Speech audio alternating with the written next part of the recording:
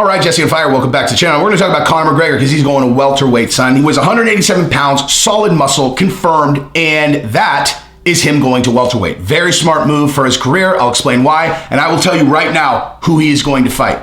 Because here's the thing, I actually just recorded this video. It was 22 minutes, the video I just recorded, and sometimes I do my best thinking while I'm talking, and at like minute 18, I had a data point hit me, and I was like, oh my gosh, how did I not think of this before? This is like, and I'm talking like, this is one of those enormous things that everyone is constantly speculating about, and I can't believe I didn't put it together. And I'm telling you that right now at the beginning of this video. I mean, I'm not going to make you wait till the end of the video. I'll tell you, relatively soon.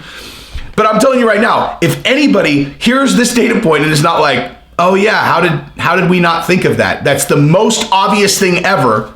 I'll send you a free, Jesse on Fire sticker. I have a lot of them, right? So here's the deal, right? Now, if you like the content, subscribe and ring the bell. So the video that I just did was about Conor moving to welterweight, why it's so smart. And I will recap that really quick. Well, it's not a recap for you guys. Recap it for myself, right? There are 3 reasons that someone moves up a weight class, okay? 1, you're the champion and you move up to try to go get another belt, or you move down to get another belt, whatever. You're talking switching weight classes. Number 2 is you're having a really hard time making weight, right? And so you think your performance is lacking, or you've missed weight a couple times, and so it's like, okay, I guess I gotta go up, right? I think I'll fight better there, or I just can't make weight anymore.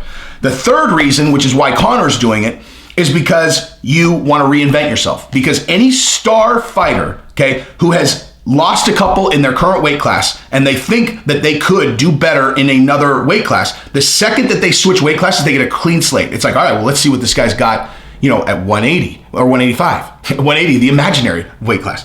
Let's see what he's got at 170. Let's see what he's got at 185. Let's see what he's got at 205. Everyone knows that. Everyone knows that. Okay, whether you tell it to yourself, this is true.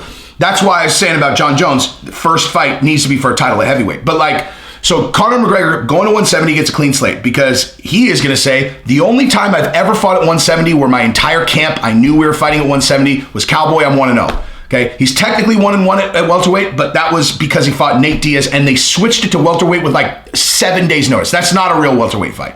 And I don't think people give enough credit for how big of a disadvantage that is to go from 155 to 170 just like that. Now, Vettori overcame that against Paulo Costa, but it's neither here nor there. Okay, so that's why he's doing it. He gets to go up, he gets to reinvent himself, right? And I would imagine a lot of people were looking at, when they hear that and they're like, what does he think he's going to beat Kamaru Usman?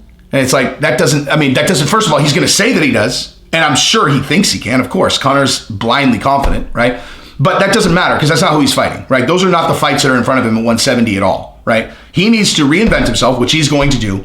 And the thing is, I know this is one of those topics, right? Anything about Conor McGregor, the haters come out, right? Haters come out, they're like, he can't even win at 155. Why do you think he's going to be at 170? You think he can't beat Dustin Poirier, and then you think he's going to be able to beat blah, blah, blah, fill in the blank with someone at welterweight that you think is more dominant than Dustin, whatever, right? I already know that, okay? But you want to know what this demonstrates? This demonstrates, your comment demonstrates why Conor is the best fight promoter of all time, okay, in the UFC. Just no close second place. And people be like, why? I hate him. Be like, I know. But promoting fights is about engagement. It's about people having an emotional reaction and then them engaging and then them watching, right? So how many videos have you commented on recently? Well, not very many, right?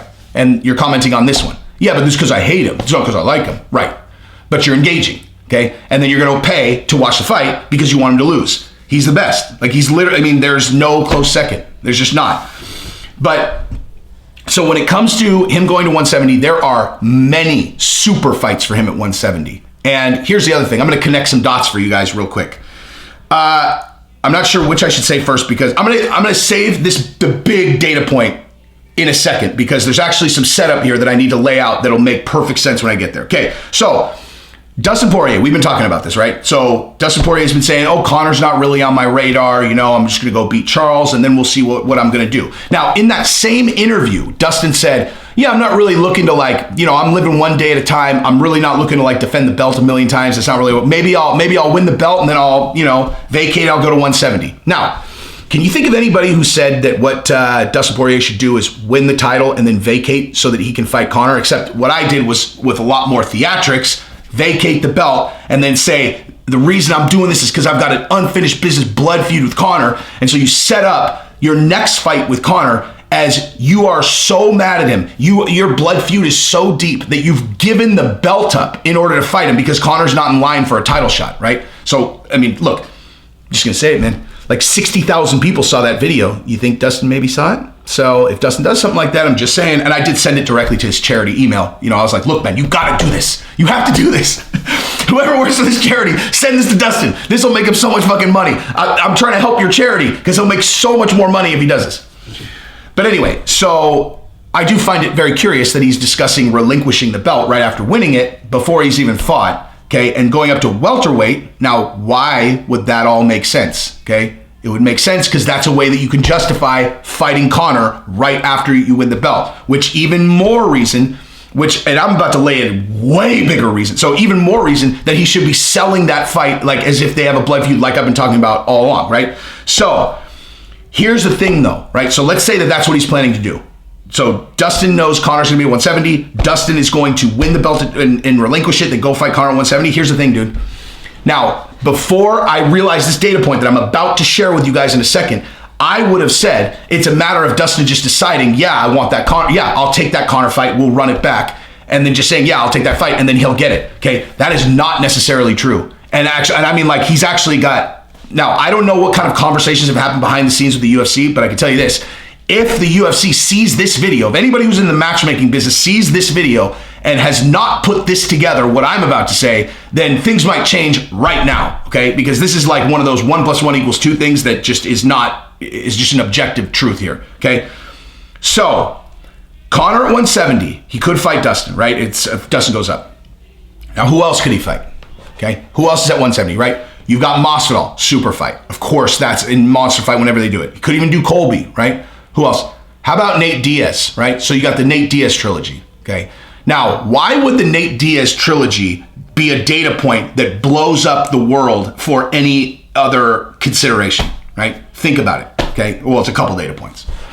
Okay, the answer is, how many pay-per-views is the Nate Diaz and Conor McGregor trilogy going to do, right? Does it, I mean, like, of all the potential matchups that exist in the UFC, is there one that has potential to break the record for largest pay-per-view, most pay-per-view buys ever in a single event more than the Conor and Nate trilogy fight? Do you guys think there is? Now, I will certainly say if Dustin had followed my directions to the letter, sold the blood feud, that could have been as big.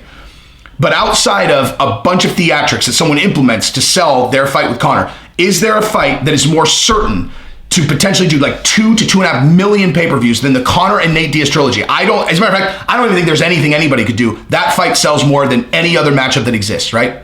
Okay, so there's that. Now, what's the data point that now throws a wrench in every other thing? Okay, how many fights does Nate Diaz have left on his deal? How many contractual fights does the UFC have guaranteed with Nate Diaz on his contract? Okay, one fucking fight. You have one fight left with Nate Diaz, okay? One. So, if you know you have maybe the biggest pay-per-view of all time sitting there, and you got Nate Diaz, who is a lot of very positive things, he's also extraordinarily unpredictable, okay? Like, you can't just know that, like, okay, let's let him fight Luque, or let's let him fight whoever. Maybe he'll go box Jake Paul and then we'll re-sign him. Like, if you think that you can count on anything relating to Nate Diaz as far as what he's going to do, you're out of your fucking mind. You have no idea what he's going to do. He's so popular, he could go start a new fight promotion or something. Like, you have no idea what Nate Diaz is going to do. You have him contractually locked in for one more fight. You have to do the Conor fight. You fucking have to do the Conor fight. You have no choice. You have absolutely no choice. Okay, if you're the UFC, your business is doing the biggest fights in the, possible, and you have the biggest possible fight ever. And if you let Nate Diaz fight any other person, that fight is at risk. Like, think about it like this. Normally, right? Normally, these guys are setting the table for big fights, right? Like, they're actually having to set the table for big fights. It's like, okay, so we'll have Conor fight, okay, so, Khabib just beat Gaethje, right? He's saying, that was surprising them, but he's saying he's retired. They didn't know he was going to retire, okay? That was in October. They already had Conor set up to fight Dustin in January without any shred of doubt. Absolutely no shred. Conor wins that fight. They were going to set up Khabib and Conor rematch, right? So they're like, okay, they're thinking multiple fights ahead. You got Masvidal fighting fighting Usman, and they got Colby sitting on the sideline, right? Now, why did they let him fight him twice? Okay, why did they let him fight him twice? Because if Masvidal wins, then they're going to do the Colby and Masvidal fight for a title, right? They gave Masvidal 2 shots at Usman, both waiting and hoping that he would win so they could set up the Colby and Masvidal title fight with no shot of doubt, right? Then they have Colby fight. Then they have Colby fight Usman, and since Masvidal's coming off 2 losses, they have Masvidal set up to fight Leon Edwards, so that if Colby wins and Masvidal's able to beat Leon Edwards, they set up that fight also. Okay, they are setting the table for the biggest fights and then hoping things work out. A lot of times they don't, obviously, but that's what the UFC does. Okay, right now the table is fucking set. Okay, the table's fucking set.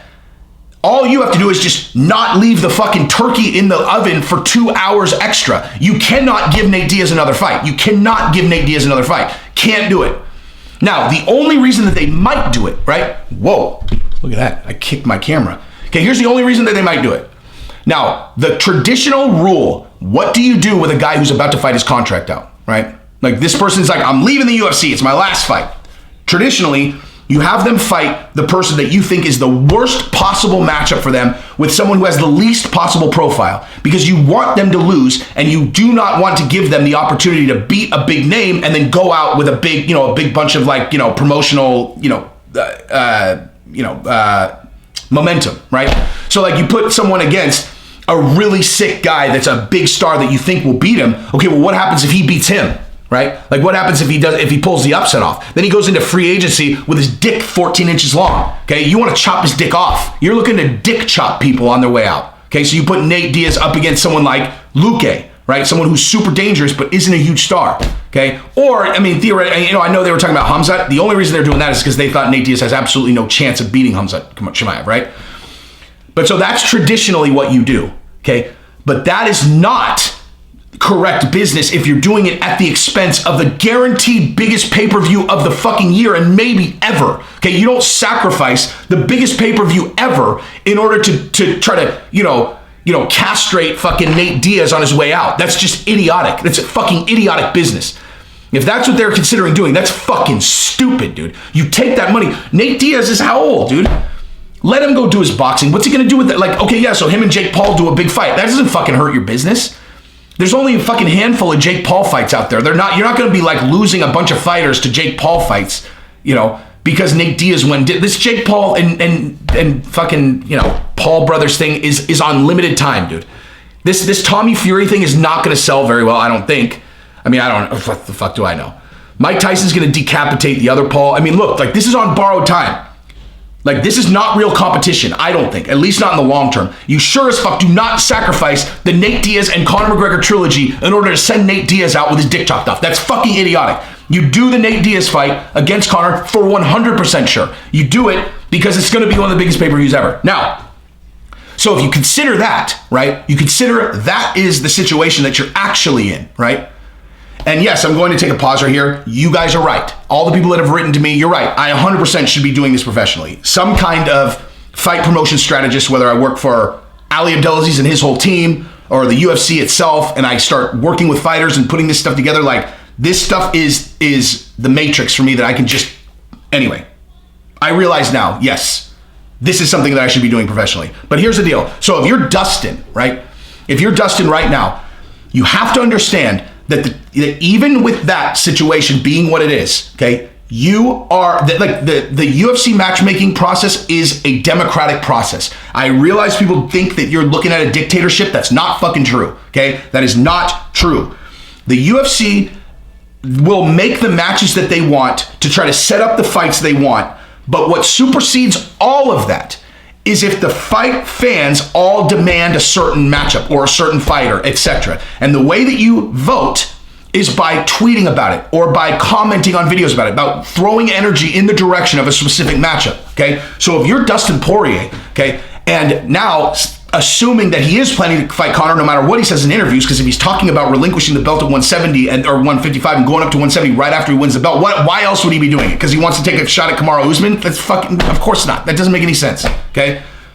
It doesn't make any fucking sense. There are tons of fights for him to defend the belt at 155 where he's making back end on the pay-per-view. The only reason he can be going to 170 is to fight Conor. It's the only thing that makes sense, okay? So, with that in mind, if Dustin thinks, okay? If he doesn't have anything on paper guaranteeing him that fight against Conor, then he needs to start thinking about this as something he's competing for, right? Like, you're competing for that fight. Because here's what happens, dude.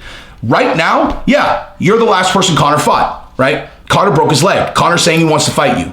And if you play into the beef, like I said, make it a blood feud that transcends the sport, you're willing to give up your belt to fight Conor. Just don't, smart people who watch my channel and think for themselves are obviously going to know that it's because, you're going to make $10 million.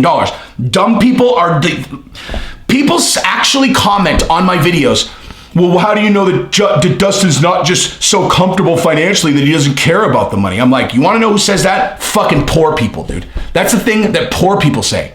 Like, I'm serious. Like, I'm not trying to be a dick. No person who has money has ever said, maybe that guy's just so financially comfortable he doesn't care. When you're talking about a difference of like $2 million to $10 million. Okay, there's never been a person who has ever had, a mid six-figure or up to, 10, whatever. Like, if you've ever looked in your bank account and you've had at least, call it $200,000 in your bank account, or up from there, you have never said a thing like that, dude. And even a person who's had 10 million in their bank account, you would never say a thing like that. It's not a thing you would say. You're like, yeah, that's not a real thing, dude. If you're gonna get paid, if you're doing the same job, okay, and one thing you're getting paid 3 million, the other you're getting paid 10, you're going to do whatever you have to do to go get the 10. That's just common sense, dude. And like, poor people, no. Well, because in their mind, they're all, well, if I ever had $8 million in the bank, I wouldn't care about money anymore. That's not accurate. If you had $8 million in the bank, you care about money more because you would feel what it feels like to feel that security looking at money in your bank account. When I actually got money, I stopped spending money, dude. Like, I'm serious. I stopped, but like, I actually stopped buying luxury items at all. Or like, I don't even have a fucking car, dude. My family, we have one car. You think I couldn't afford a car? It's because I would rather look at the money on a screen, okay? Money on your screen feels good, dude, okay? Believe me. He doesn't care about the money. That's not a thing. So he wants that fight. So what he needs to start doing is understanding he's competing for that fight. And he needs to start promoting the fuck out of that fight if he wants more people to vote. So many people to vote for the Dustin Poirier blood feud that they would shelve the Nate Diaz fight, okay? Like, I'm serious. Like, I mean, if the UFC has not put together that they have to do the Nate Diaz trilogy, the second anybody in the office sees this, they're going to realize, fuck, there's no way they didn't know that. There's no way that they don't know that. And so, again, you have to compete for that Conor fight. Okay, you have to. Now, it'd be between Dustin and Nate if Dustin says he wants it and starts making noise. But if you make it about the blood feud, people will not be able to breathe. They'll be so excited. You can still do it, dude. You can still do it. Blood feud transcends the sport. You talked about my family, blah, but you're going to have to start selling it, dude. Because they are going to have to potentially sacrifice or at least push back the biggest pay-per-view of all time to give you that fight. You're going to have to be able to offer them potentially the biggest pay-per-view of all time also, okay? So anyway, Conor's a genius. I would love to see the Masvidal matchup also. That's what I got. Subscribe to the channel. Ring the bell. Peace.